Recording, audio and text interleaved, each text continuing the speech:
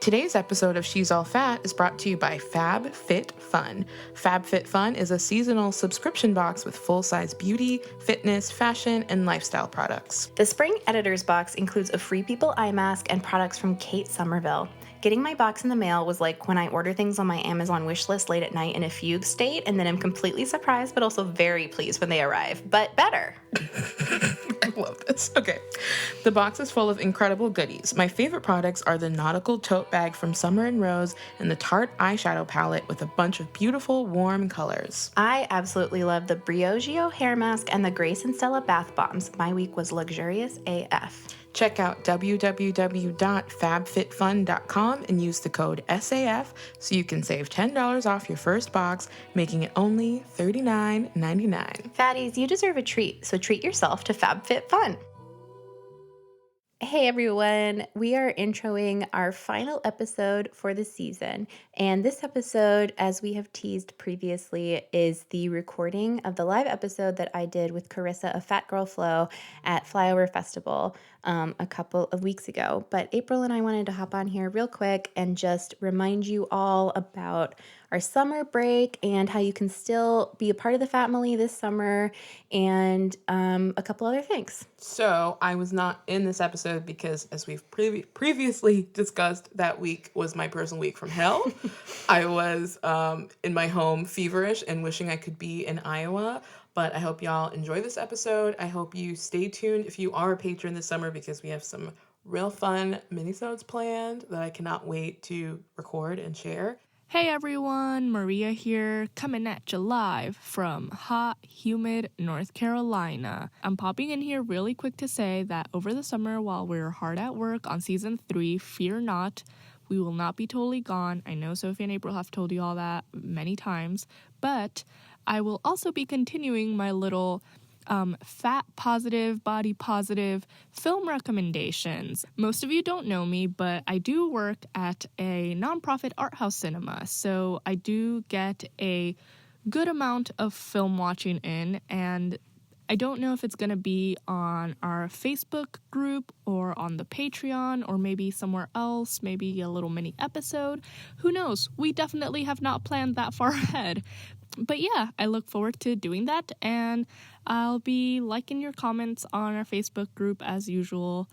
Yeah, that's it. I'm rambling. Back to Sophie and April. We'll miss you. Please tweet us. Please Instagram us. Please keep us posted on what you are doing, and we will see you soon. Continue to send us your questions and your suggestions of people to interview and topics for season 3, which will be coming at you at the end of summer. So we will...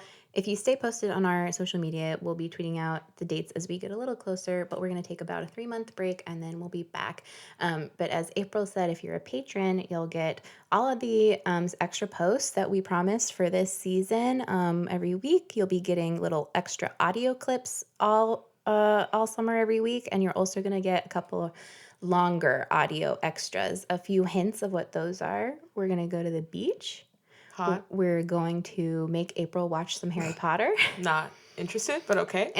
And I forget what else. What were you gonna make me do? The Lizzie McGuire movie. Oh yeah, we're gonna watch. That's not a make though. We're gonna watch. You get to. We're gonna. I'm allowed to watch the Lizzie McGuire movie. So those are just for our patrons. But we will also be updating our Instagram and interacting with you there. Coming out with us in the Facebook group if you're a patron at Team Paisley, Moo or above. We will be popping back in here maybe with a few special updates if we have anything to say. And if not, have a good summer break, y'all. Hags to all. Lulas. Y'all are my summer crush. Hags. Okay, here's that Flyover episode. Bye. Enjoy.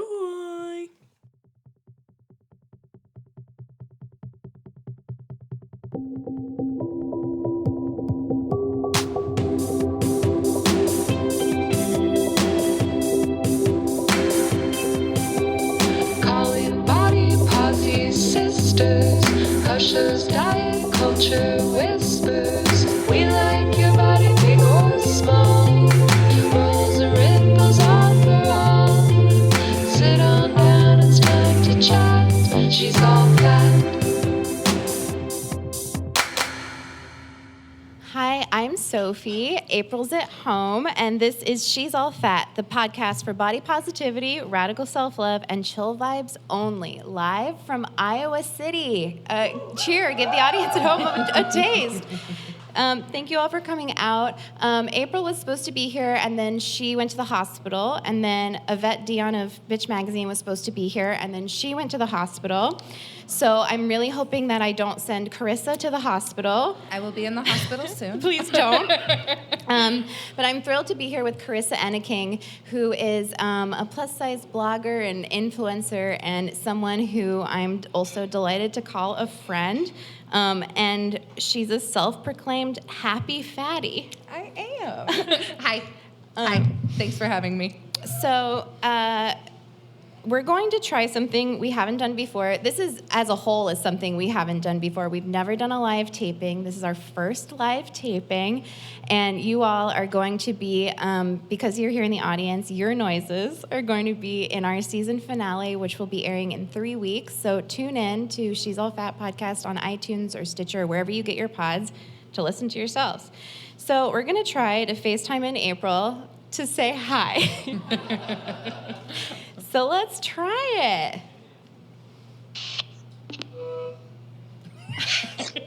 Say hello. Hello. Hi, everyone. I'm so sorry I can't be there. I miss you. Is there Can they hear anything? me? Yeah, they're listening. Is there anything you want to say to our Iowa friends before we do this without you?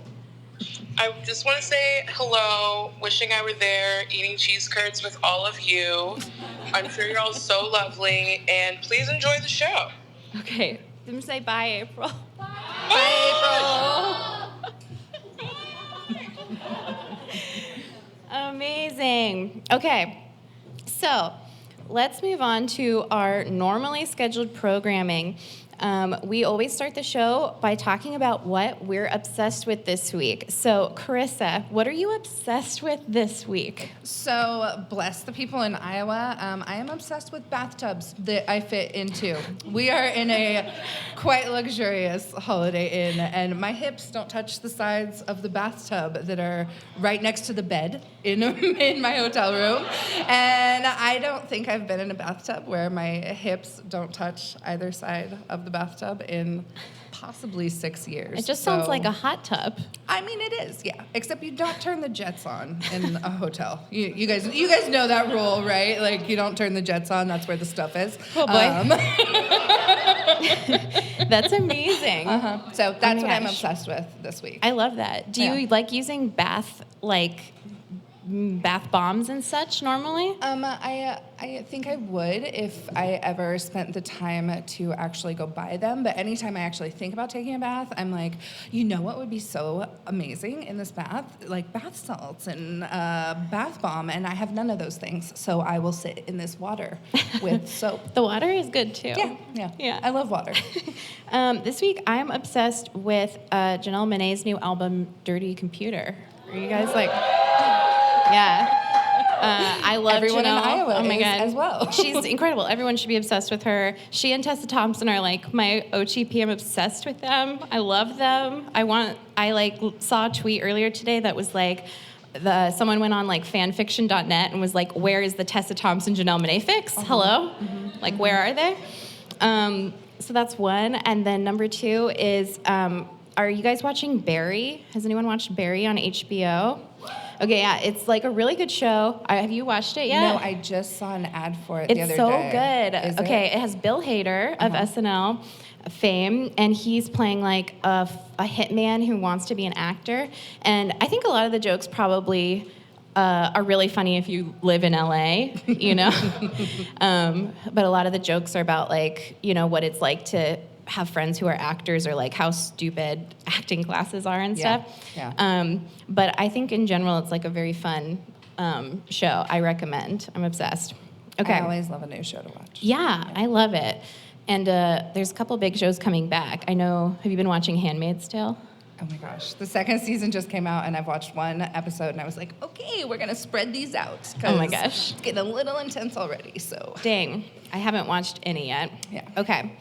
So after I'm Obsessed, we always have our main section of the pod. If you've never heard the podcast before, we're talking about body positivity and self-love. So usually our main section is called The Meat of It, where we talk about whatever topic we're talking about. When we do an interview, it's called Chew the Fat. So this week on Chew the Fat, I'm interviewing Corissa. Hey, it's me. It's you.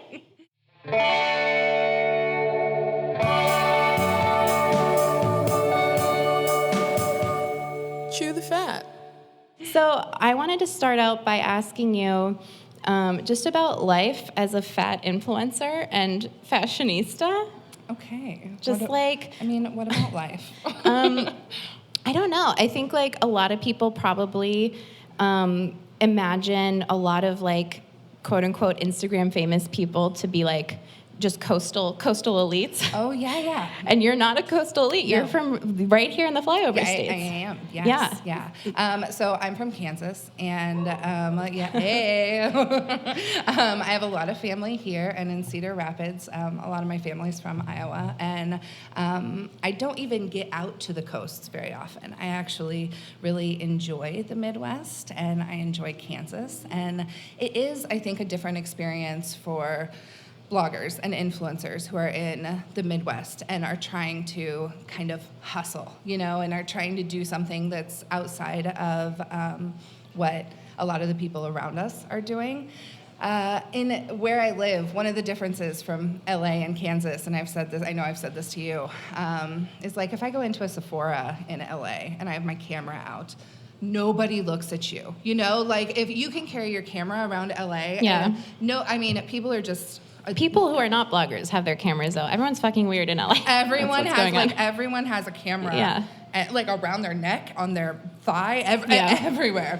And if I walk into a Sephora in Kansas and I'm like vlogging the experience, people literally look at me like, why do you have a camera out? Am I going to be on camera? Do I need to sign a release? Like it's a whole thing. And so the experience is very interesting in Kansas because I feel like I really get to kind of create my own perspective here. I feel like I don't have to compete with a lot of ideas within like my friendship circles and stuff like that, because the truth is my friends don't do this. I feel very lucky because I get to, and not to say that people on the coast do not do this, because of course they do.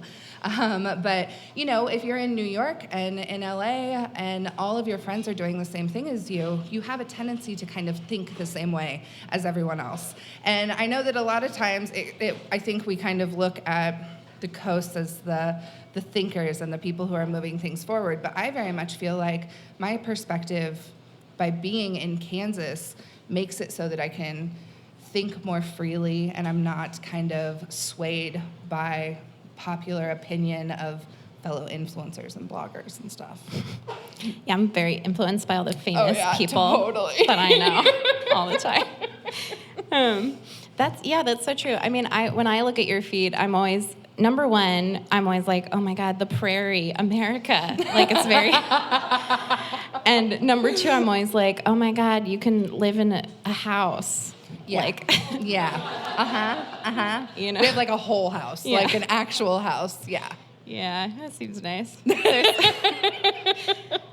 Okay, so one thing I wanted to talk about is your merchandise that you've been creating. We were talking about ranges of sizes. Yeah. So, talk about how you decide what ranges of sizes to implement in your merchandise. I know I have done some writing about why, or like tried to do some interviews about why different large plus size brands go up to a certain size and then stop.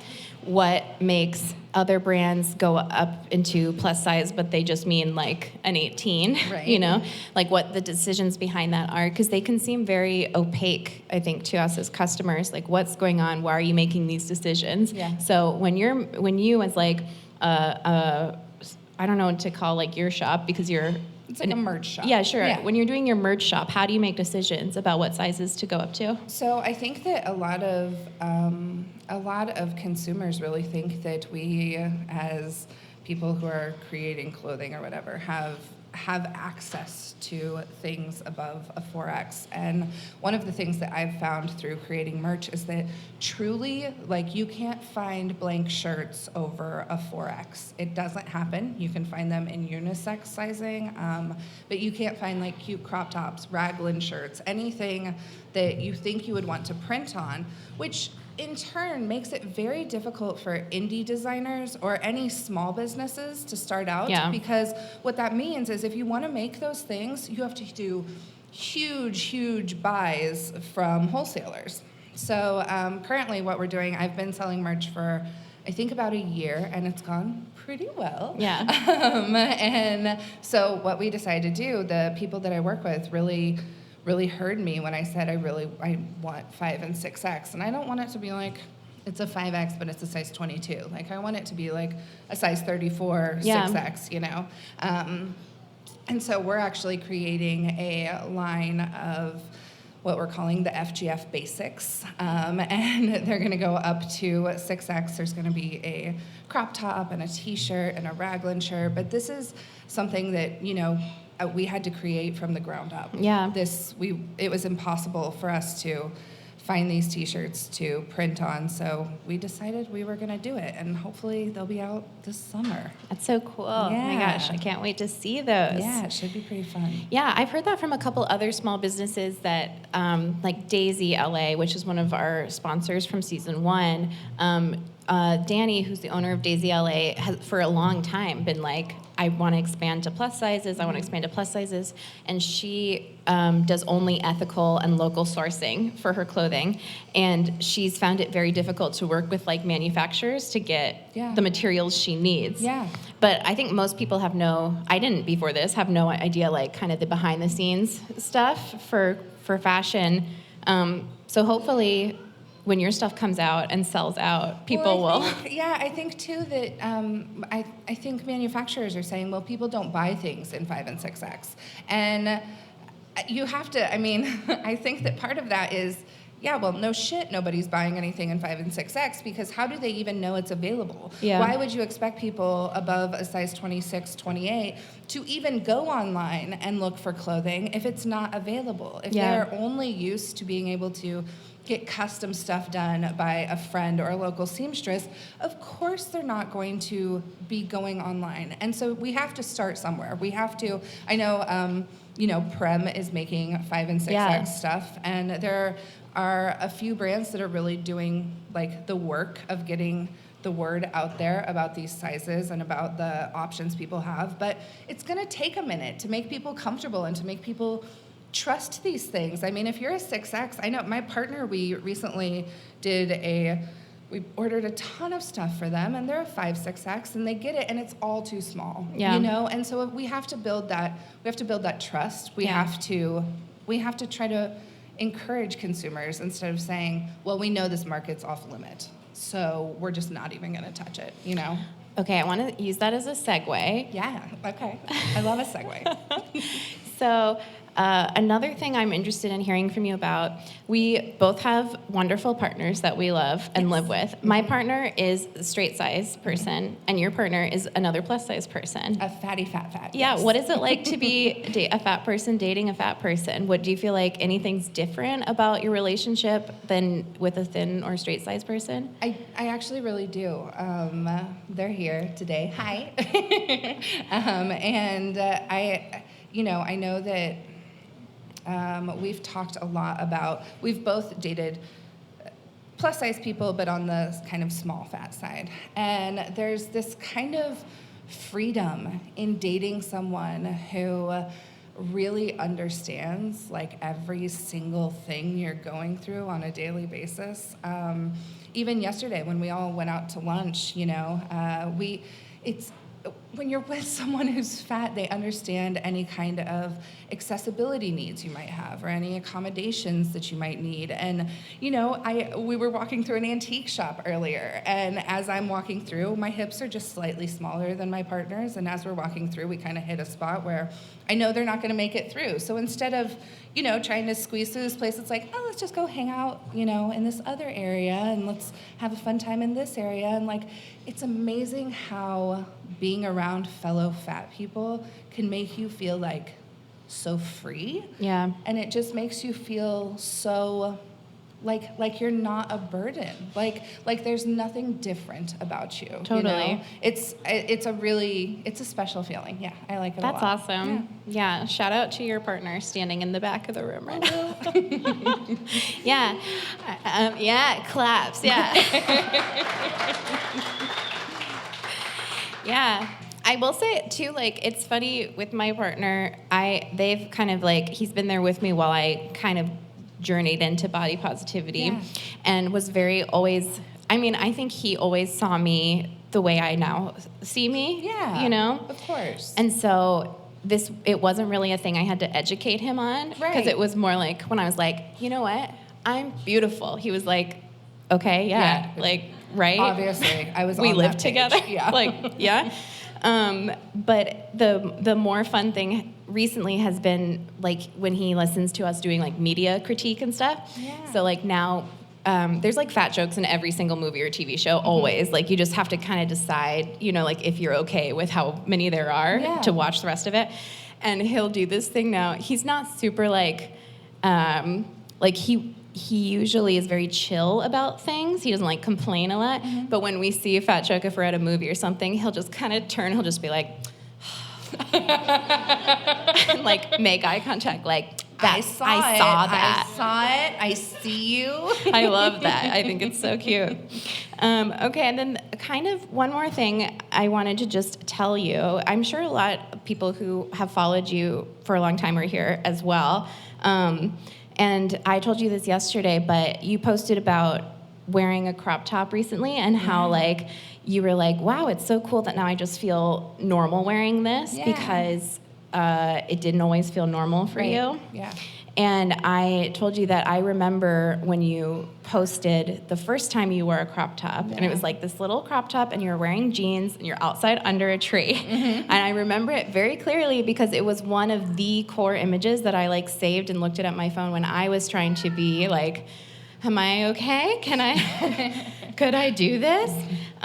So it was so wild to like, see you post it and then see you in person also. Yeah. Like a meeting your heroes kind of thing where I was like, oh my God, like Corissa and I both, like I saw that, I saved it to my phone. I was like, look, she has a similar body to mine and she's wearing this and she looks cute. And then just having us both be like, we're doing it. Yeah, we are. Like I'm just really, like I'm grateful for you sharing your journey like this whole time. It makes me very emotional when you say things like that to me, Sophie. I am. I mean, I'm grateful that you've shared, like it's so cool to have that first post where I remember you were nervous. And then this most recent post where you're like, and now it's just normal. Yeah, I was really nervous, and I think that was like 3.5 years ago. And I started Fat Girl Flow because I mean, really, my first post was saying I have a goal, and it's to wear a crop top this spring. And I had this tiny, like, crop top from Forever 21 or something, and I asked my best friend to take a picture of me, and I said, I'm gonna go out in this, like, I have a goal. I'm going to leave your backyard in this shirt. That's going to happen. And, you know, I think that I did it. It took a couple months, and I'm sure it took a lot of talks in the car and in my home. And sometimes I forget that, you know, I'm 3 years into this, and I'm, you know, my stomach's out today, and it's out most days, honestly, because I don't care to hide it. And we forget that there is a lot of hard work behind it, and that, you know, sometimes you just turn around one day and you're wearing a crop top and you like feel empowered and you feel beautiful, and you're just looking at it all and you're going, holy shit, look what I did. This is a huge accomplishment, you know? And I love looking back at that and just reminding myself that it takes a minute, and it's hard. It's so hard. We get a lot of emails from people who are like, I so believe in body positivity, but I don't feel it for myself yet. Am I like a fake? Am I lying? Am I not okay? And it's like, no, like, you're fine. Like, nobody is like, I look fierce all the time, 24/7. Like, it's just not realistic. Like, Right. we all look bad at sometimes, like maybe all the time. Who freaking cares? Right. But that's like half of it is that now I'm like, I don't care. Right. Yeah. You know? And like the idea of body positivity is to have this framework for which you can kind of build off of. And you know, Yeah. you and I have talked about body positivity and self-love is they're two different things. Yes. And while we practice body positivity and there is a kind of framework for it, self-love is not the practice of body positivity. No. Well, self-love isn't going to like change laws or like make people treat us less shittily. Right. It's just like going to make us treat ourselves less shittily. Right, Yeah. absolutely. And it's kind of a byproduct of learning this framework of body positivity. Totally. Yeah. Okay. We're going to move on to our next section. So that is Chew the Fat for this week. We have solved this interview with Corissa. We always say we solved something. We've solved this interview with Corissa Enneking, and you're welcome. Today's episode is sponsored by Home Chef, a meal kit delivery service. Do you love eating but struggle with all the steps leading up to it? Namely, finding a recipe, doing the grocery shopping, and then the actual preparation of food? If that sounds like you, then Home Chef has got you covered. There are now over 15 fresh recipes that you get to choose from each week, featuring steak, chicken, pork, fish, vegetarian, and beyond. The best part is you set your preferences to include only the things you want to eat, ensuring that you'll love everything in your box. I love how easy to follow the recipe cards are. They ship you everything you need to make a super yummy meal in no time. Don't forget to make them pretty for Instagram. My favorite Home Chef meal so far has been the pot sticker burgers with spicy Asian slaw and a side of sesame ginger salad. It was delicious, and I was able to make it in 30 minutes, less time than an episode of Real Housewives of New York. Home Chef makes creating a home-cooked meal the highlight of our day, which is really saying something for me, a terrible cook. Visit homechef.com/SAF and enter SAF at checkout for $30 off your first order. Again, save $30 on your first order with promo code SAF at homechef.com/SAF. So we're switching around our segments a little bit. We're going to move on to It's Okay, You Can Ask, which is a segment where April and I usually take turns asking prying questions about each other's identity. April came up with this segment. I always have to clarify. For those of you who don't know, I'm obviously white, and April is black, and I am... April's parents are immigrants and my parents are not immigrants, and we have a lot of differences in our background. And April really wanted to have this segment where we could talk about those differences and kind of model those conversations with people. So April's obviously not here, and you and I are both white. Very white. Yeah. So we're not going to have a normal kind of It's Okay, You Can Ask discussion, but I do have a couple of questions about the Midwest. Yeah. Okay. It's different. Okay. So my first question is, am I too mean to be here? Sophie and I went to breakfast the other day, and I think that Sophie had an identity crisis. And I just was like, I keep thinking I'm talking factually, and people are reacting to me like I'm hurting their feelings. People keep apologizing to you. And I keep being like, oh, I just said I can't eat that. Sorry. No, I'm sorry. Like, it's just very confusing to me.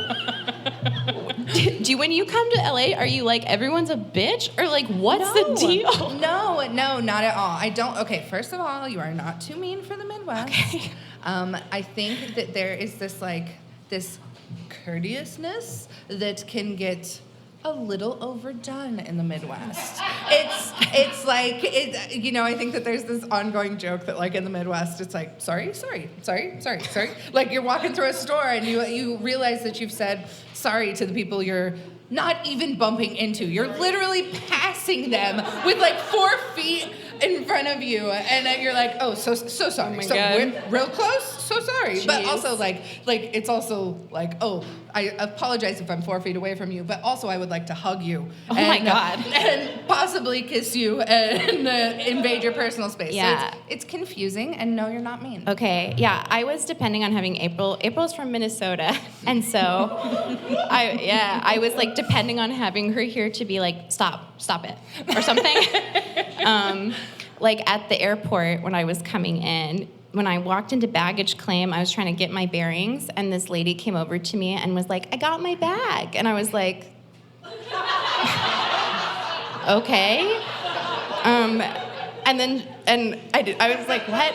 Like, please keep in mind, in LA, the next thing could have been her pulling out a knife. Like, you never know what's gonna happen. And then she was like, honey, I was on your flight. And I was like, again, okay. And then she was like, so your bag's gonna be where my bag was over there. And I was like, oh, you were trying to help me. Oh, like you were being kind. I didn't ask for anything, and you were just like, I'm gonna help her. Also, just the fact that she was like, I was on your flight, remember? And I was like, no, I have no, who are you? Like, I told April, and she was like, you better not treat everyone that way. You better be nice to those people. It's like, I'm so sorry. Nice Midwestern people. Yeah, I was very, okay. Here's my next question. Do other gluten-free people only live in LA? I think. Is everyone here just have their stomach hurt constantly? Well, yes. We're ingesting a large quantity of corn and wheat. Yeah.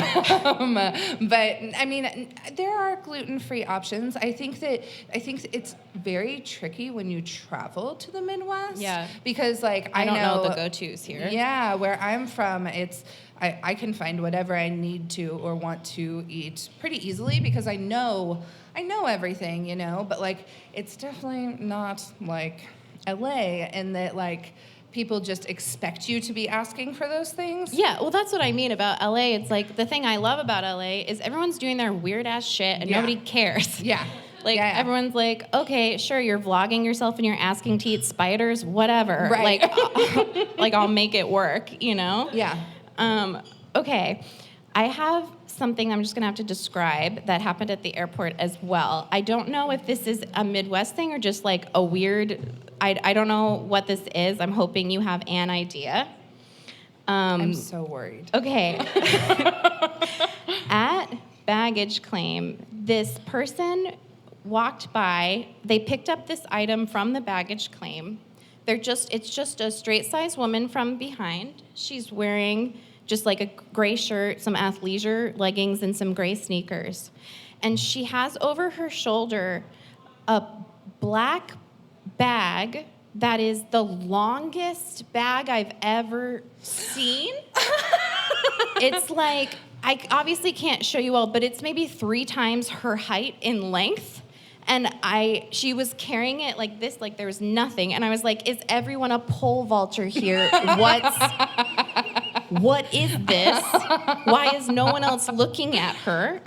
Are they not looking at her because it's polite? Because I'm taking a picture. Like, what's happening here? So when you first pulled this up, I was like, well, ma'am, that's her rug. No, it's so She big. bought a rug, but that is not a rug. It might be a wind turbine thing. Is that possible? Would they carry that on the plane? I don't know. Okay, I was hoping you would be like, oh yeah, you know, that's our cheese poles or something. Like, but all right, I'm good. We'll tweet out this picture from the She's All Fat account after the taping. You guys can look at it and please tell me what it is. I was like taken aback. Perhaps a portion of. Something. It's so long. No. You don't understand how long it is. It's from here to 4 of the overhanging lights. It's really long.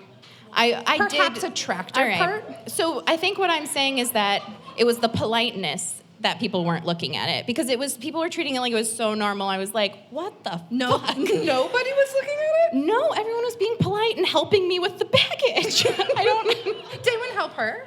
No, she seemed She very... had the huge bag. I don't know, man. Okay. My final question is just, I want to know what you love about living in the Midwest, in the flyover states, the Flyover Fest. Yeah.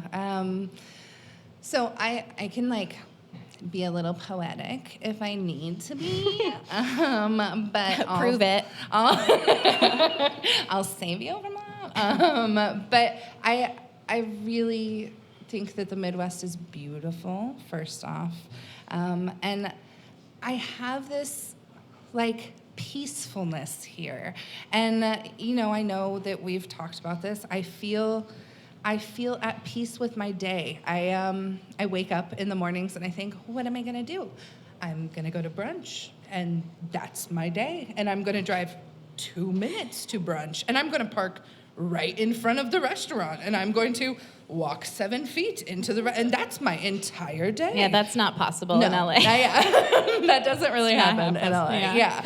And like, I think that there's this like easiness about my life and this like kind of simplicity in my life that feels very natural for me. And I'm obsessed with LA. Like, I love LA. Yeah, I mean, everyone, I feel like you either love it or you hate it. I just don't really, and LA doesn't care either way. Oh, yeah, LA doesn't give a shit what you think of it. Yeah.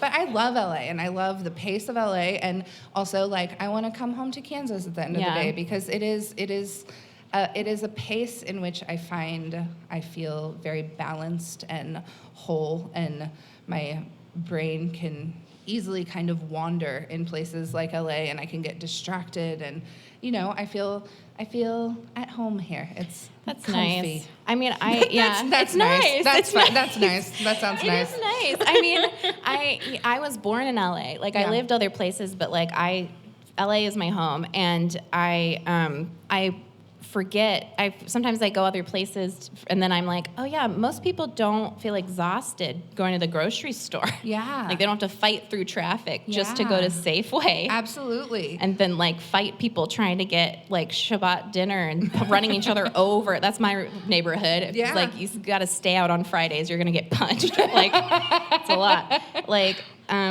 but it is like, people do seem a lot more relaxed here. I almost feel suspicious of it again. I'm a little bit like, are you robots? Is this a machine? Are you all this happy, really? Yeah. Last time I went to New York, I noticed that people have actual bumper guards, because like in New York, the traffic, you like get hit, your car gets hit constantly. Yeah. Just like in normal traffic. And that is terrifying to me. Oh, yeah. Like, and when people ask me how I deal with chub rub all the time, right? Like, that's like such a common question on my blog. It's like, how do you deal with your legs rubbing together in the summer? And I'm like, I live in Kansas. I walk to my car and then into where I'm going. I do not know what you're talking. My legs have rubbed together for 7 minutes this entire summer. God. That's it. Like, I don't have to walk anywhere. What are you talking about? That's amazing. So I feel like it's just, it's like a slower pace. Yeah, I'm enjoying it. I think I feel more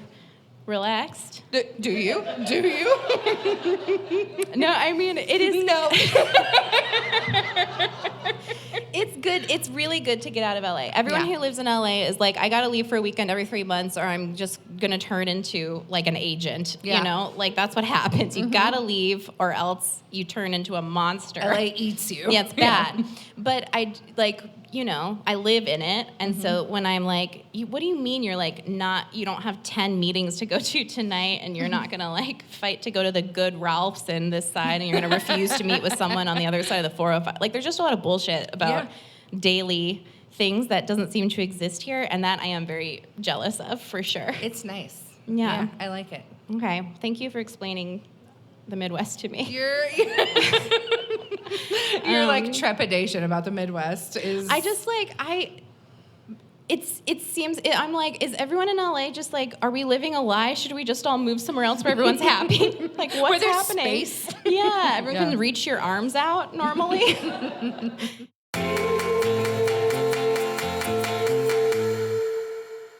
So let's move on to our final segment.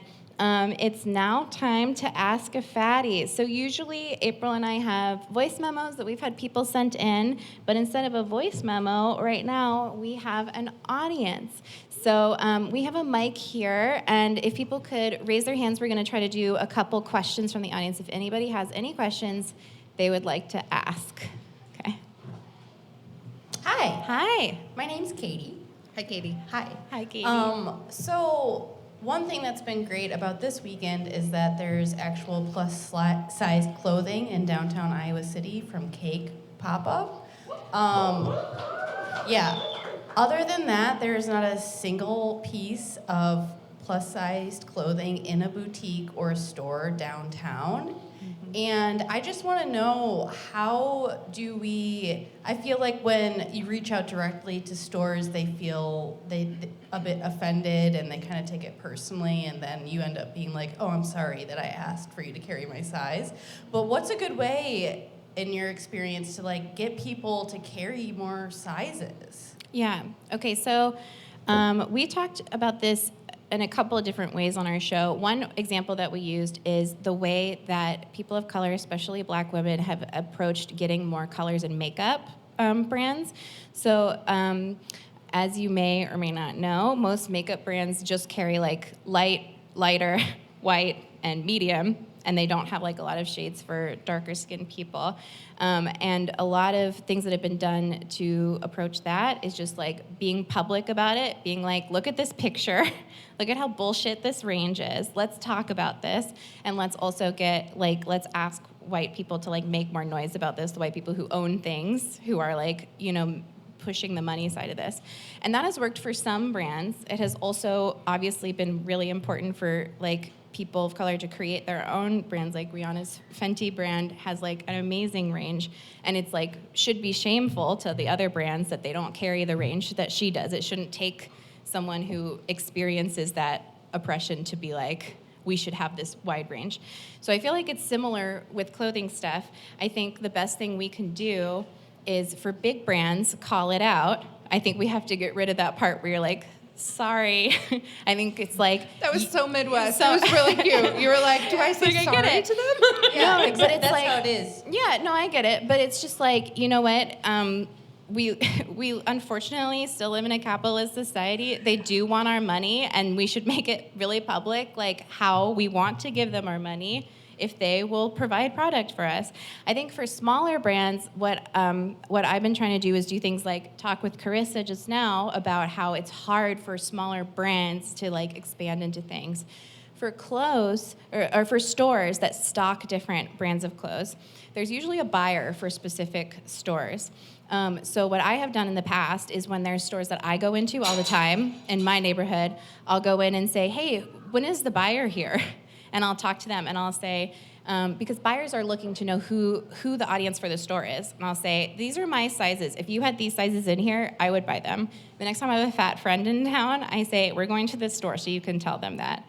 And just continue to make noise about it. I think like it is true that it's like an uphill battle with some places, or they'll just continue to say like, sorry, like we can't do it, like we can't afford it, whatever, but they can and they have to. So like, I think we just continue to make noise and call it out. I think too, like, I mean, I think that sometimes bloggers and influencers are almost underutilized in this way. Like the community, the plus size community is who we're listening to, you know? And I get tweets and stuff that are just like, hey, Corissa, have you seen this thing that's happening? Like, will you help us call attention to this? Or can we talk more about this on YouTube or something like that? And yes, absolutely. Like talking to, and you don't have to know them, you know? I mean, you can tweet at 25 people, see if you can grab someone's attention, see if you can get them talking about things. I know that Kat is great at doing that, is great at Kat Palovita of Cake Plus Size who's running Retail. the cake thing downtown this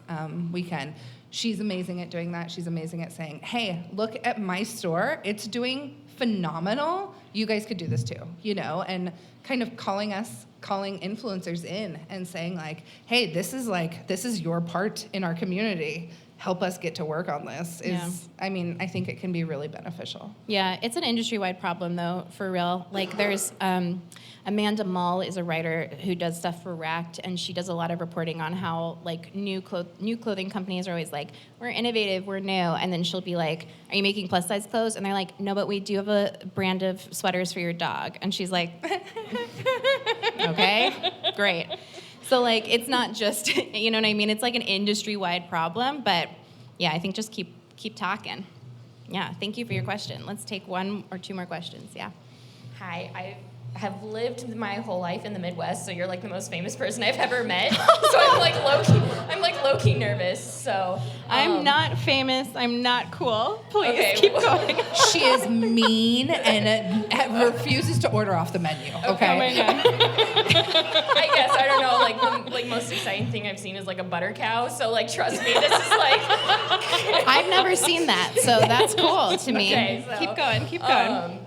Okay, so I listen to your podcast a lot, and you've inspired me to rewatch 30 Rock. Ooh. So I was just kind of, since April got asked about Lizzie McGuire, I wanted to ask what like your favorite part of 30 Rock was, or favorite character, and Corissa, if you have like a favorite sitcom and what your favorite parts of that are. Okay, I'm gonna do an annoying thing and like change your question a little bit. I do love 30 Rock so much. It is a show that, like, on rewatch, I'm like, oh, I wasn't as good of a feminist when I was super into 30 Rock. Like, it's a great show, but Tina Fey has some work to do, and and a lot of jokes on it. Now I'm like, oh, I didn't notice that before, you know, which is both like embarrassing for my past self and cool for my present self that I see stuff now. That being said, there's still like hilarious bits on it. My favorite thing of all time is the Halloween episode where Tracy Jordan in the credits sings Werewolf Bar Mitzvah. Spooky, scary, boys becoming men, men becoming wolves. There's not a funnier joke to me. It's so funny. But I think if we're talking about Tina Fey's work, pre-weird cake activism incident, do you know what I'm talking about? What are you talking about? Oh, she like went back on SNL to do, like, after post-election, to be like, try to make a weird joke about, like, isn't it exhausting? We should just eat cake or something. And everyone was like, what are you doing? Weird. Don't do this. Yeah. But, like, anyways, still love her. But my favorite thing Tina Fey's ever done is Mean Girls. It's, like, my favorite thing of all time. And my favorite joke in Mean Girls is just the cutaways to all the random girls, and I especially love the girl who says Regina George bought flip-flops, so I bought flip-flops. I just think she really nails like the feelings of high school and how like desperate and grabby you can feel about things. And the moment when Lindsay Lohan's character Katie Heron says, I could hear people getting bored of me, but I couldn't stop talking about it. I was like, ugh. Ow. Like, I felt that. Yeah. What about you? What are your favorite things? So I don't watch many sitcoms, and maybe you guys tell me if this is a thing, and maybe this is why I love like the simple part of the Midwest, but I only watch murder things. So like maybe my like simple chill life is like reaching out and God. trying to find something like dramatic, but like I never watch sitcoms. I only watch things where like people are dying. Jeez. And horrible things are happening. So yeah, that's a hard one for me. I don't really watch them. What's but- your favorite recent murder thing? I've been watching so many. Okay. Oh my gosh. Well, how much time do we have? Talking to the mic.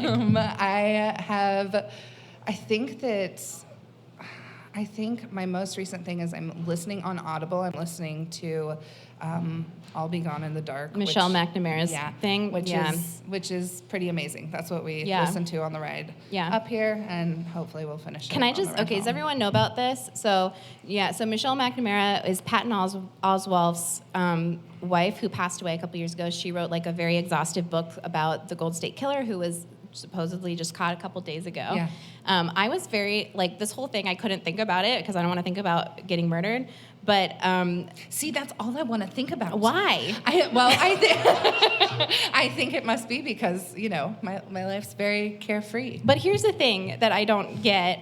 I like old stories of mysteries, but like, you live in a place where literally no one could hear you. Yes. If you screamed. Yes. If I screamed in LA, people would either come over, they'd be like, "Shut up," but like someone would hear me. No, it can get scary here. Yeah. Okay, Yeah. just to check. Yeah, it gets a little scary. I was mad about the Golden State Killer thing because do you guys hear this? They like found him because one of his relatives had done 23andMe. And yeah, like it, and then they could access his DNA somehow. And I was annoyed because I tried to get my boyfriend to do 23andMe and he was like, "No, I'm not giving the government my DNA." And I was like, "You're being ridiculous." But he was right. Like, he was totally right. I mean, hopefully none of us are killers or no one in his family is a killer, but like, I was like, damn, I gotta go tell him he was right, and I don't like doing that. So. Don't love doing that. No. Yeah. Okay, we have time for one more question. Hi. Hi. I have a question about dating as a fat person and Sure. kind of like what thoughts you have on that and advice. And like, I don't know if I'm quite at the point of full body positivity, which is okay, like you said, but not feeling apologetic, you know, sometimes when you're putting yourself out there and what that process has been for the both of you. Sure. Share a bit. Yeah, okay, thank you. So I started dating my current partner 5 years ago, and it was like right when I again, the difference between body positivity and self-love to me is body positivity is like I'm fighting for all bodies like to be treated equally in society in general, and self-love is like I'm treating myself nicely. So I've always been like, I never wavered on the like other bodies, other people are good, but it is sometimes hard to apply it to yourself. But 5 years ago, I was just deciding I could apply it to myself, and I kind of treated it like an experiment. There was like, there's I think with dating apps, there's like eras that each one goes through where like one is the best one to be on, and then another one is the best one to be on.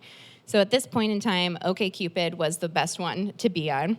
So I was on OkCupid. It was right after I graduated college, and I was like, I'm gonna just do an experiment, and I'm gonna put actual photos that show what my body looks like, and like I'm gonna put in my bio like I'm a feminist and I like to read books and I'm smart, and like you have to like that and whatever.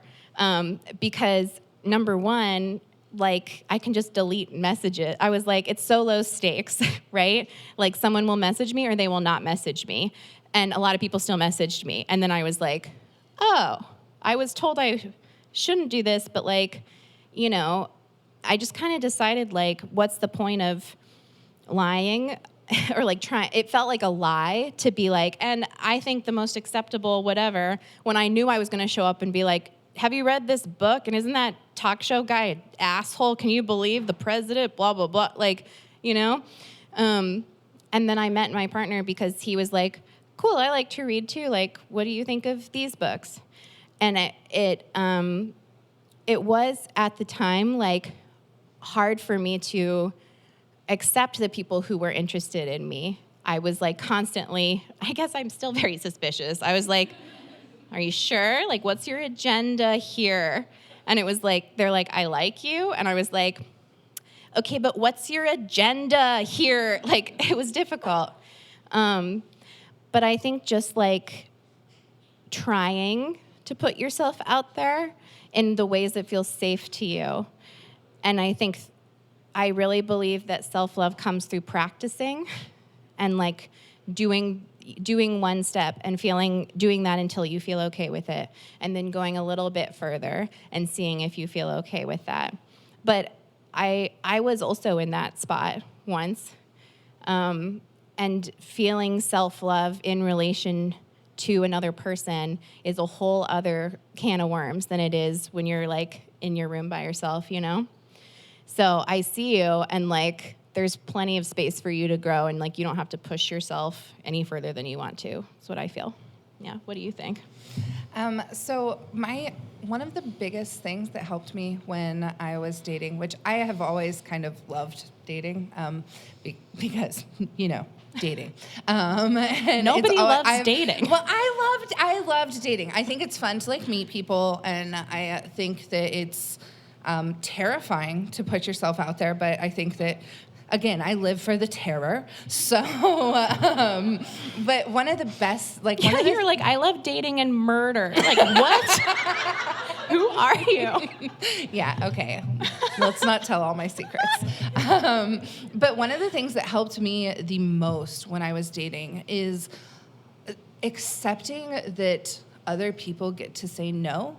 And this sounds kind of counterintuitive, but the reason it helped me was because when I realized that I didn't have to put myself out there and expect everyone to say yes to me, it made me stop saying yes to everyone else as well. It gave me this kind of empowerment to say no. And let me tell you, when you realize you can say no, it really dwindles down the dating pool. Yeah. Which makes it a little bit more difficult, but it also... It's honestly like clothes. Not that people are like clothing, but when you realize I don't have to wear only the baggy clothes. Yes. And you have options to choose what you really want. Yes. It's so different. Absolutely. And I always told myself okay, I'm going to get really, really good at being rejected.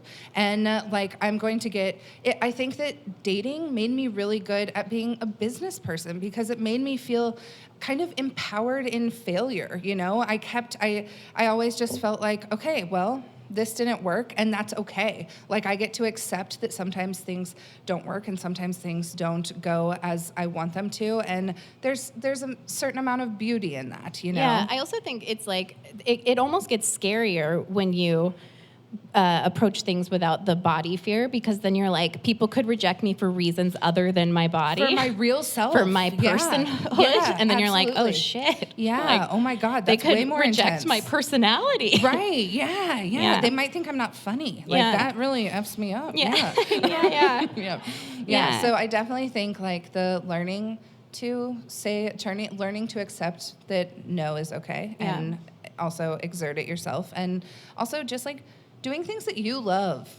Everyone kind of, I think we have this idea that you have to meet certain people in a certain place, but, just doing things you love tends to, attract people who love the same things. Yeah. And even if that means, I met my partner on Instagram. We've been flirting for several years.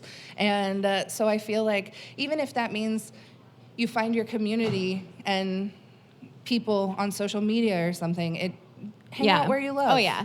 There's if there's anything I've learned from living in LA, it's there's truly someone for everyone. Every fucking weird thing out there has someone else who also wants to do that thing, Yeah. Okay, thank you for all those questions, y'all. Thank you all for coming. We're going to wrap this up now and transition over to, there's a meet and greet after this. But just to wrap it up, thank you so much for coming to this live taping. I'm so excited that you all got to be here for this groundbreaking moment in the She's All Fat podcast history. Thank you so much to Corissa for being my guest and co-host for the day. Thank you for having me. And tune in on May 17th on iTunes or whatever other app you use to get your podcast if you want to hear yourselves laughing or groaning in the background as our season finale. So give yourselves a round of applause, and thank you so much.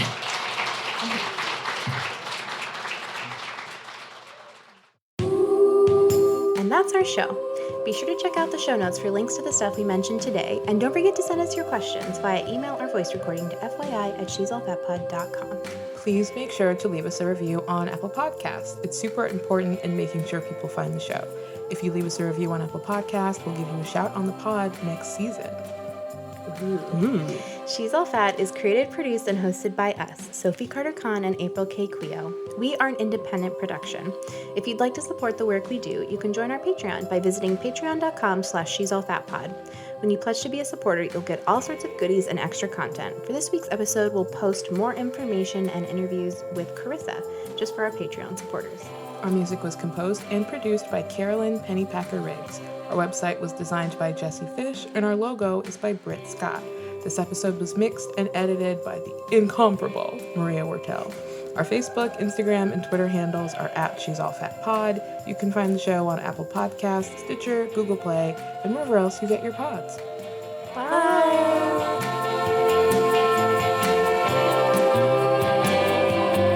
She's all